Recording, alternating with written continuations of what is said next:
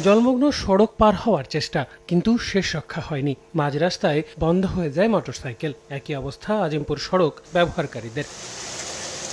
মঙ্গলবার রাতে ভারী বৃষ্টিতে অস্বস্তিকর গরম থেকে মুক্তি মিললেও ঘুম ভাঙতেই জলাবদ্ধতার চিরচেনা দুর্ভোগে রাজধানীর আরমানিটোলা, ধানমন্ডি ২৭, নিউ মার্কেট এলাকা, মিরপুর, জুরাইন, বকশীবাজার সহ বিভিন্ন এলাকার বাসিন্দাদের। বহুত দুর্ভোগ, অনেক অসুবিধা হইতেছে আমাকে, এটার কোনো কেউ দায়িত্ব নেয় না। আসছিলাম নিউ মার্কেটে একটা জিনিস কিনতে, দোকান থেকে বন্ধ।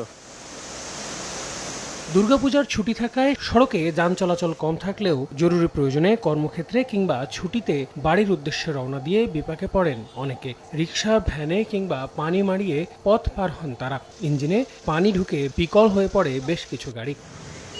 ভারী বৃষ্টিতে কেবল রাস্তাঘাটই ডোবেনি, তলিয়েছে হাসপাতালও। ঢাকা মেডিকেল কলেজের বহির্বিভাগ থেকে শুরু করে পুরো মেডিকেল এলাকার বিভিন্ন স্থানে জমে পানি। ভোগান্তিতে পড়েন রোগী, স্বজনরা। সিরিয়াস রোগী আসলো, এই পানির জন্য অনেকে গার্জিয়ানরা যাইতে পারতেছে না। ঢাকা মেডিকেল যদি এই অবস্থা থাকে তাহলে রুগীরা কিভাবে আনবো আর কিভাবে কি করব। নিউ মার্কেটের চারদিকেও দেখা যায় থই থই পানি। পাম্প বসিয়ে দোকান থেকে পানি নিষ্কাশন করেন ব্যবসায়ীরা। এই দোকান খুলি আমরা 10টা বাজে, 1টা বাজে এখন দোকান খুলতে পারতেছি না, আমাদের ব্যবসায়িক প্রবলেম হইতেছে না। পানি বেশি হওয়ার কারণে এখান থেকে বোতলগুলো সব ভেসে গেছে, এখন বোতল উনি খুঁজে বেরোচ্ছে।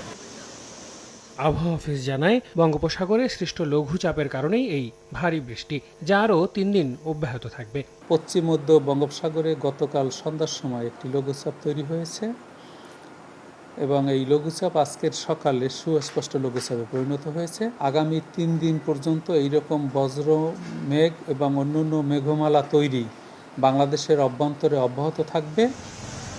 এদিন কেবল রাজধানীতেই 206 মিলিমিটার বৃষ্টিপাত রেকর্ড করা হয়। ঢাকার বিভিন্ন সড়কের এই জলবদ্ধতাই বলে দেয় কতটা অসহায় এই নগরবাসী। একটু ভারী বর্ষণেই এমন জলাবদ্ধতায় দুর্ভোগে পড়তে হয় এই শহরের বাসিন্দাদের। আল আমিন তুষার, সময় সংবাদ, ঢাকা।